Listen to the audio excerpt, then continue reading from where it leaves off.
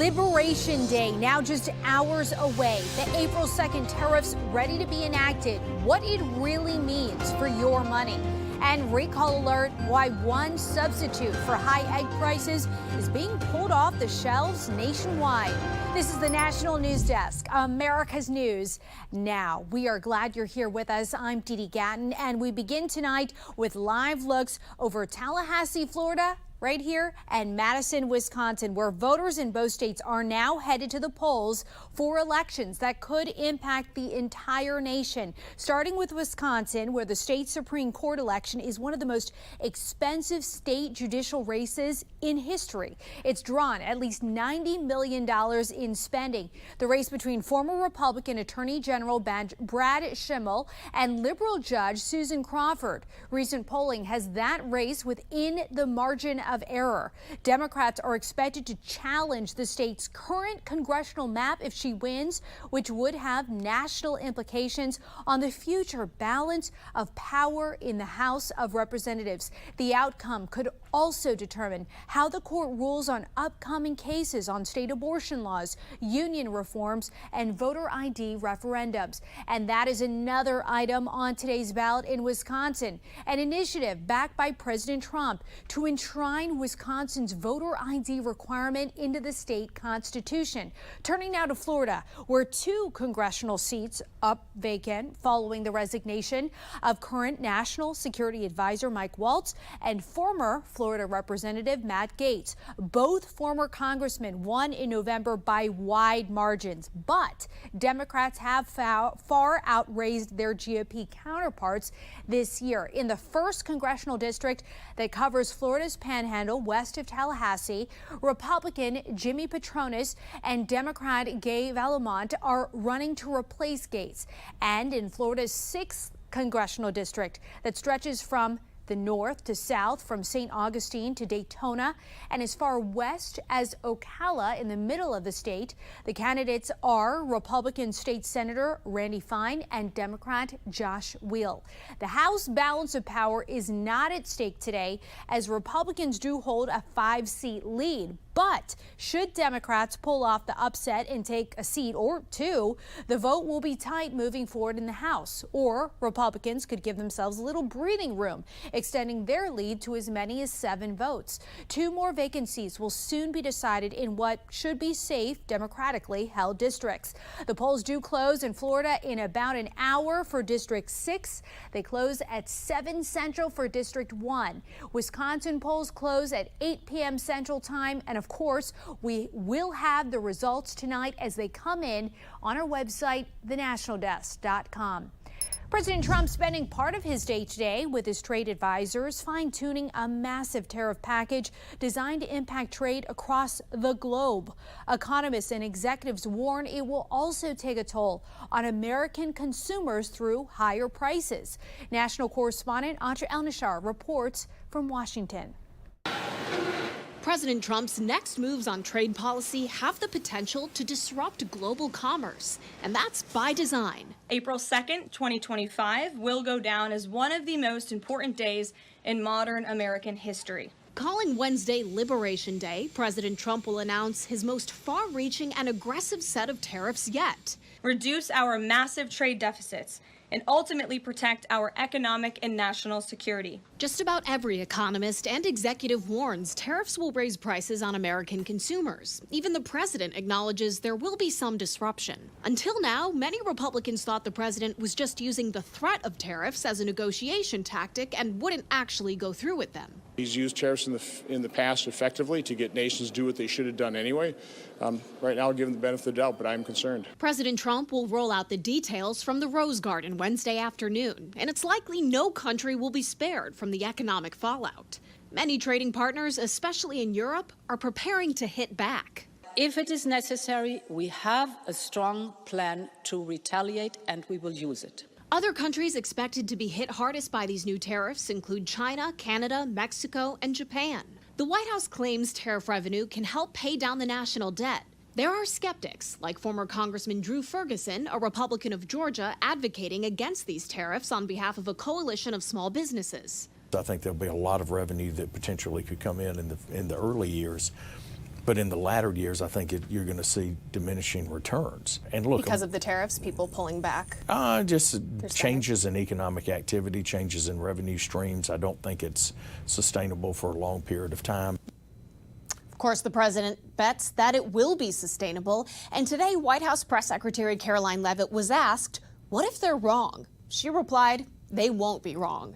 Now, the stakes simply could not be higher, right? It's the health of the American economy at stake, as well as economies around the world that all depend on these trade relationships. Uncertainty, Atra, about tariffs is, of course, as you know, been a big part of this conversation, and it's why we've seen so much turbulence in the markets that we've discussed before. How are trading partners coping with the unpredictable policies of the White House? Right, they've got to protect themselves too. They can't just wait for what the U.S.'s next move is going to be. So we're really seeing foreign companies look to places other than the United States for trade. And even if it means paying a bit more, we're seeing firms put a surplus on certainty and predictability. Now, the impact of this could outlast the trade policies of this administration. Just today, the EU Commission outlined what they call a clean trade agreement with South Africa and likely soon India, Thailand, and others. But big picture here, America's trading partners don't like what's coming out of the White House. They don't want to wait it out for the next month, the next year, maybe the next 4 years. So they're diversifying now to minimize disruption on their shores. Live from Washington, D.C., Atra El-Nashar, thank you. As many as 10,000 employees at the Department of Health and Human Services are getting their walking papers today. Hundreds of workers were scanned before entering the D.C. headquarters to find out if they still had a job. Critics say the cuts will impact monitoring of infectious diseases or setting food safety standards. But Health Secretary Robert F. Kennedy Jr. says he wants to do more with less and is getting rid of many redundancies. The agency predicts these cuts will save nearly $2 billion. This as 24 Democratic state attorneys general are suing the Trump administration for rescinding billions of dollars in health funding. Last week, the CDC pulled back more than $11 billion in funding that went to states to respond to the COVID pandemic. HHS also eliminated $1 billion from mental health and substance abuse funding. The administration says the pandemic is over and the funding would expire anyway. The states suing argue it's illegal and harmful. HHS hasn't commented. U.S. Attorney General Pam Bondi says she's directing prosecutors to seek the death penalty for Luigi Mangione if he is convicted of capital murder. Mangione is accused of killing United Healthcare CEO Brian Thompson in Midtown Manhattan in December. He faces federal and state charges, and he's pleaded not guilty to the state charges and has not entered a federal plea. The White House says a Maryland man was accidentally deported to an El Salvador prison because of an administrative error. However, Press Secretary Caroline Leavitt and Vice President J.D. Vance say he was also an MS-13 gang member. Kilmar Armando Abrego Garcia is a Salvadorian national who is granted protected status in the U.S. His attorneys claim he is not part of MS-13. Cornell University grad student Mamadou Tal says he's leaving the U.S. voluntarily, posting on X that he lost faith he could walk the streets without being abducted. Tal's student visa was revoked after he participated in pro-Palestinian campus protests last year. A judge declined to block the government from taking steps to deport him. The Trump administration will review billions of dollars of federal funding for some of the nation's top universities, alleging they have not done enough to curb anti-Semitism on campus. Here's the National News Desk, Kayla Gaskins. Harvard and Princeton directly in the White House's line of fire for not doing enough, in the administration's view, to quell rising anti-Semitism on campus following Hamas's October 7th attack on Israel. $210 million of federal funding now suspended for Princeton. And for Harvard, $9 billion of federal grants and contracts are under review. These institutions have proven themselves incapable or unmotivated to correct their course and to get back to their core mission. Education Secretary Linda McMahon writing on X, Harvard has served as a symbol of the American dream for generations, and it must restore itself to a campus dedicated to academic excellence and truth-seeking, where all students feel safe.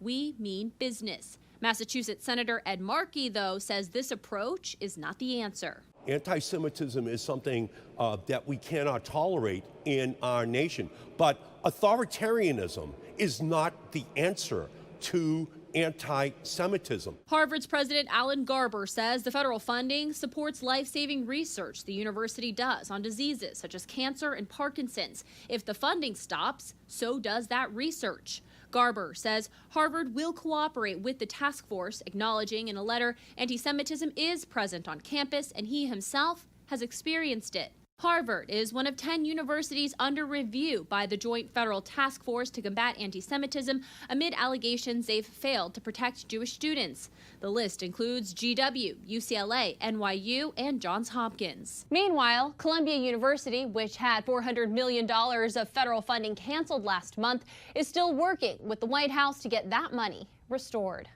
In Washington, I'm Kayla Gaskins. New images coming out of Boston, where several pedestrians, we have learned, were injured and hospitalized when a box truck flipped over on the sidewalk. We are learning that at least 6 people were hurt, 4 of them injured, were taken to area hospitals, including 1 person now in critical condition. 3 others are now stable. First responders rescued the driver of the truck, who had been trapped. There is no word yet on what led to this crash. The second murder trial for Karen Reed is now underway in Massachusetts. She's accused of drunkenly driving into her police officer boyfriend, John O'Keefe, in 2022, then leaving him to die outside the home of a fellow police officer. Her defense team argues that someone else was responsible for killing O'Keefe and that Reed is the victim of a cover-up. The original trial last year ended in a mistrial. Check out this video courtesy of former NFL cornerback Richard Sherman of armed robbers breaking into his house over the weekend. Sherman posted the video on his X account of 3 people entering through a window. Sherman, his wife, and children were home at the time, but no one was hurt. This is just the latest in a slew of high-profile robberies of the homes high-profile athletes going back to last October, when the homes of Chiefs players Patrick Mahomes and Travis Kelce's houses were raided. Coming up, volatile spring weather kicking into high gear, where life-threatening flooding now looms over tens of millions of people, plus a dangerous chemical found in certain egg substitutes. The urgent recall for the popular breakfast staple. Then a string of building collapses in an Ohio city. The severe weather impacts now creating crumbling facades.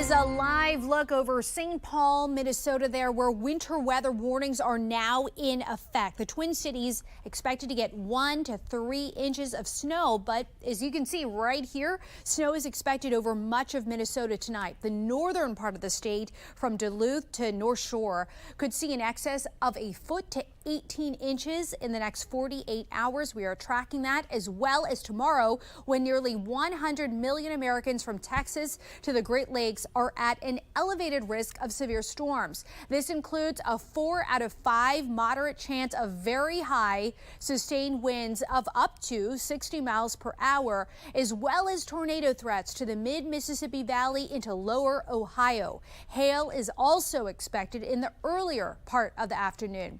Here's a live look at the Senate floor, where New Jersey Cory Booker nearing record-long filibuster, holding it for the past 23-plus hours, protesting against the Trump agenda. It looks like someone else is speaking right now. This is Hawaii Senator Mace Hirono speaking. Let's take a listen in. Everyone is welcome here, and there were handprints, different colors, white, black, yellow, handprints. She was told she had to take this poster down, and that if the handprints were all white handprints, she could have kept the poster up, but she was told she had to take this poster in her classroom that says everyone. Beginning last night, 7 p.m., Senator Booker has held the floor, blocking all Senate activity throughout the night and the day. The senator got some help from his Democratic colleagues as they asked questions, giving him a brief break. Senator Booker protesting every aspect of President Trump's agenda, from government cuts to potentially annexing Greenland and Canada. The senator says he will continue for as long as he is physically able. While the Senate slows to a halt, expected votes in the House have been postponed after 9 Republicans joined all Democrats to allow voting by proxy for new parents in the House, a move that Speaker of the House Mike Johnson says is a precursor to returning to a full vote by proxy that was instituted by former Speaker of the House Nancy Pelosi during the pandemic. 96% of House Republicans voted against proxy voting because they believe it's unconstitutional, and they agree that it would open a Pandora's box. And so that's what we just saw. Let me just make this clear. That rule being brought down means that we can't have any further action on the floor this week. House members were expected to vote on several items, including the election integrity bill, the SAVE Act, as well as legislation to curb the power of federal judges over the executive branch.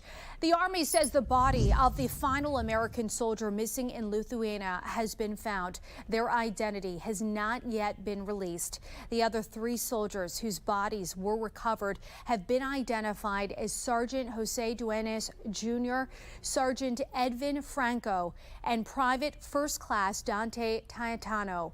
All of them were 25 or younger. The soldiers went missing last week on a training mission. The death toll from the 7.7 magnitude earthquake in Myanmar on Friday is now over 2,700. Recovery and rescue efforts continue in Myanmar and neighboring Thailand for hundreds of missing people. The critical 72-hour survival window is over, but fire officials said a 63-year-old woman was rescued this morning. The UN Humanitarian Office said over 10,000 buildings have been destroyed or damaged. The death toll is expected to increase. Over 212,000 pounds of liquid eggs are being recalled because they may contain a substance usually found in bleach. The recall includes the Egg Beaters brand and Bob Evans brand of liquid eggs. They were shipped nationwide to food servers and distributors. Consumers should throw them away or bring them back to the store. 22 new measles infections have been confirmed in Texas over the last 5 days, bringing the state total to at least 422 for this year. Most of the new infections have been in minors. The state health department says at least 42 people have been hospitalized, and we now know of 1 death associated with measles earlier this year. Nationwide, there have been nearly 500 cases in 20 states.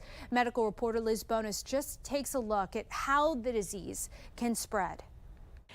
Hey there, everybody. Hello to you. Of the cases so far reported by the Centers for Disease Control in this outbreak, the CDC says 97% have been in those who are unvaccinated or with unknown vaccine status. So that means a few are what's called breakthrough cases. Those cases are where people who are fully vaccinated do still get the measles and pass it on to others. Measles virus not only is very contagious, the most contagious respiratory virus, but in young children it can cause complications really of every organ system. A person not vaccinated is 35 times more likely to get the measles than someone who has had the vaccine, according to one study. Dr. Robert Frank of Ohio's Cincinnati Children's Hospital told me. One dose of vaccine prevents about 95% of the cases, and 2 doses of the vaccine is 97 to 98% of the cases are prevented. But that means there's a small percentage, maybe 3 out of 100, that might still get the virus due to one of 2 reasons. The first is a primary vaccine failure, where your body doesn't respond to the vaccine, or the second, a secondary vaccine failure, where you lose that vaccine response over time. Now, this doesn't mean you should avoid the vaccine. A recent study did find if you are fully vaccinated and you get a breakthrough case, it will likely be less severe. And measles severity matters. With your health news, I'm Liz Bonus reporting. Apple is warning iPhone users to update to iOS 18.4 now to fix dozens of security lapses. The company says one of these bugs could allow hackers to put malicious code into trusted websites. The new operating system version repairs the bugs and includes new emojis, improvements to photo libraries, recipes, and Apple News Plus, and other features. Coming up next, an Ohio teen's severe reaction to strep and flu that's kept her in the hospital for 7 weeks. We're back.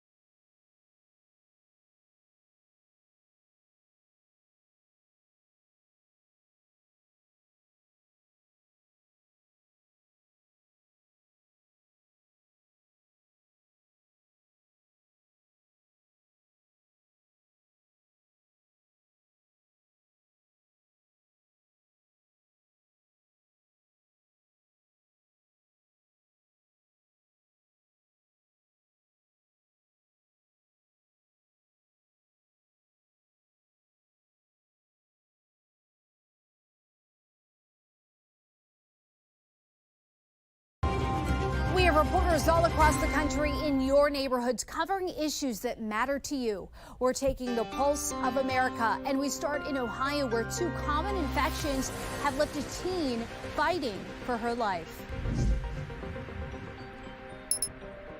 Just last month, 17-year-old Josie Tackett documented her day with her new horse. It just really hits home how fragile life is. Now she's at Nationwide Children's Hospital dealing with complications from flu A and strep A. There's something about that combination and her body just went crazy, but the doctors can't explain it. Like why she didn't show any symptoms, why did she get so sick so fast? Her mom, Renee, says life changed in a blink with no warning. She tells me Josie now has brain injuries and they're preparing for her to be in a wheelchair in the future. Renee feels it's now her mission to ask you if you're eligible to donate blood or platelets.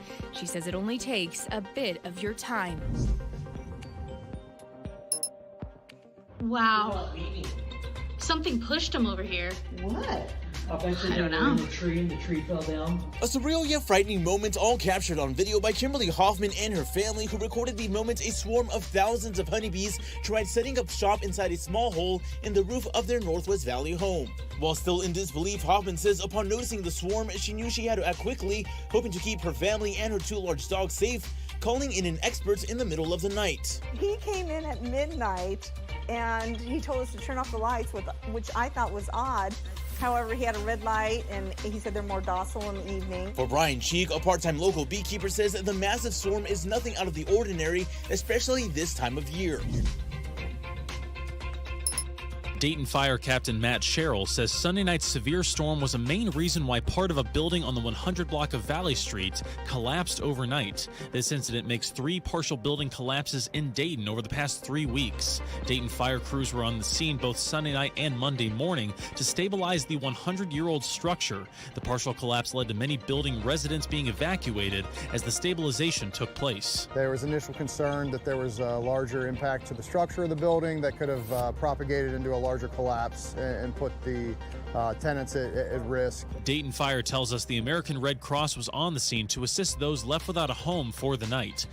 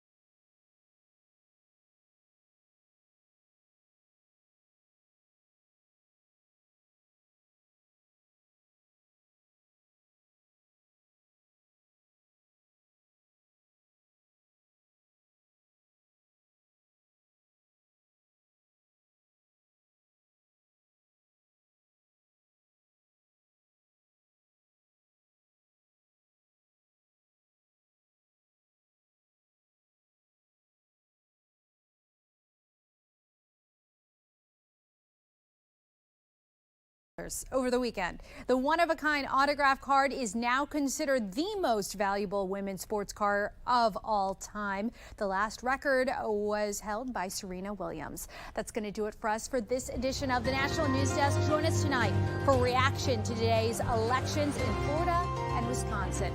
I'm Didi Gatton. Thanks for watching. We'll see you tonight at 10.